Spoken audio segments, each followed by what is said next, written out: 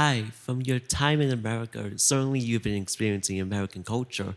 I'd be interested to know what has given you the most pause experiencing American culture, something from it, the most surprise. Where do I begin? American culture is very unique, and like every culture is. It's also you cannot generalize America. It's a very different factions and different state. Uh, the biggest pause for me is when like it's really interesting at Colombia. Like the facts doesn't matter, but how you feel matters the most, right? Like the trigger warnings and how you feel really the most important thing. So if in classroom, if it makes you feel uncomfortable, then you don't even need to do the assignment. You don't even need to come to the class. And these are the college graduates gonna be in this country right now at Columbia Ivy League school. Literally, professors were sending us emails before the class. Oh, this might have trigger warnings for the race, intro, struggle, war, maybe like PTSD. Don't do the reading. Don't come to read the class. You don't even need to tell me why it bothers you and give us those trigger warnings. Then I'm like, why are you in university then?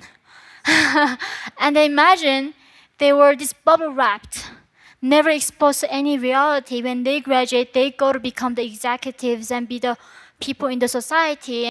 What kind of world are they gonna create? Exactly what country that we are seeing right now.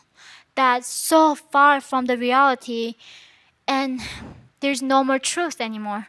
So hard to know what true is, and that's almost like living in North Korea. Hi, Yeonmi. I'd like to ask also, could I have a photo with you after? I should have asked yesterday, but it would be very nice, thank you. But my question is, freedom is a requirement for human life and happiness. I think you would know that better than anybody. But people in North Korea don't have freedom, and you were very fortunate to escape. It'd be very difficult for all North Koreans to escape, only very few do. But what can they have hope on? What freedom can they find in their personal life? Or to put my question in another way, what would you have done if you were sent back to North Korea and if you failed to escape? Well, I will fight like hell to be free. It's whatever that I went through to be free. I have no regrets. And what I am afraid is not even losing freedom. It's if you read the Georgia's like the animals farm, right? Like it comes down to the generation. They don't even know what freedom is. So then if you lose that, you don't even know, you can never find the way back. And we might be losing freedom, but we might become like North someday. Like we are not immune to that. And I think that's why we need to be like vigilant, keeping this freedom and understanding what really it means to be free. I think this is a lot of people keep asking me like, how do you define freedom? And I was like, you lived in freedom for all your life. You're asking a North Korean to define freedom for you? Thank you, but it's initially I thought that was the most bizarre question that I was keep getting in every interview that I do. They are keep asking, "What does freedom mean to you?" I'm like, "You should tell me." But I think that's when I understood. Most of people don't know what it means to be free. Freedom means self-like responsibility. It comes with discipline. It comes with virtue. It's not just jacking yourself with the heroin on the street and do whatever you want.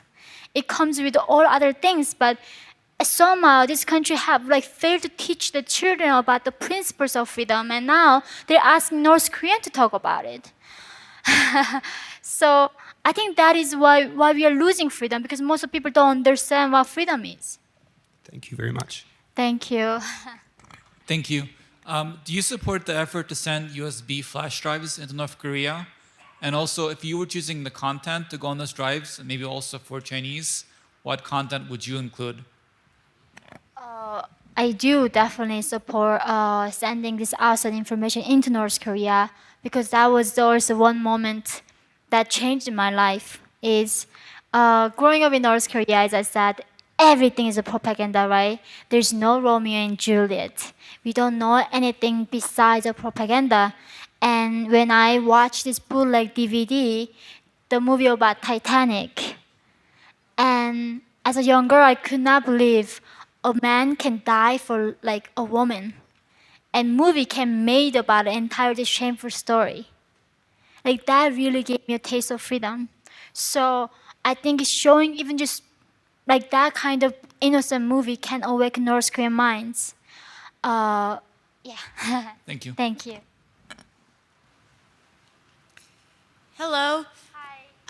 Before I start fangirling, because your work is incredible and I've been following it for a while, all of you consistently talk about how you shifted from survival mode into living mode and like a deep understanding of what it means to be a sovereign individual human being. Was there a light bulb moment, or was that a gradual shift? And what was that shift like? Also, congratulations on the new fuzzy addition to your family. Definitely, when I was reading George Orwell's book, that was a new turning point because the hardest thing, you go through all of that, and now you're in a country like South Korea, there's freedom and respect for human rights. It wasn't about like learning about, how to eat Coca-Cola or hamburger or pizza. It was hard. But really, how do you trust again? Because when I got there, the South Korean officials told me that everything you believed in your life was a lie. And now what I'm telling you is truth. So you need to accept this truth. That they literally told me that Americans are not bastards, they are great people, and the Kim Jong-un goes to the bathroom, he's a dictator, like all these horrible things. And I was like, so if everything that I believe was a lie, how do I know what you're telling me is not a lie? Where's the evidence? You come in this like chaos mode, like I don't know how to trust anything ever again. And that's when those books helped me. And then started to living in a more like not surviving. I think that was more like gradual process than that. But I think that thinking, understanding what happened was like a very important step for me to become free emotionally. Okay, so once more, I'm really grateful for your powerful message across the world. I have a question. Did you notice that since you started spreading your message, did you notice some cracks on North Korean propaganda wall, or did you notice that this propaganda got, even if it's possible, more hateful, more harsh? Did they somehow react to your message and they started being more careful with checking people in North Korea if they are running away, or started sending some propaganda informations that it's not true what you are saying or something like this? That was really good. Initially, when I spoke out, this Marxist, Maoist, Leninist, all the Leninist guys came after me. Because in some ways, the North Korea is the last country that holding the socialist paradise flag. That's what they call. The last country still holds that ideology as a national policy. And they were like, how do we know that she's a North Korean even? She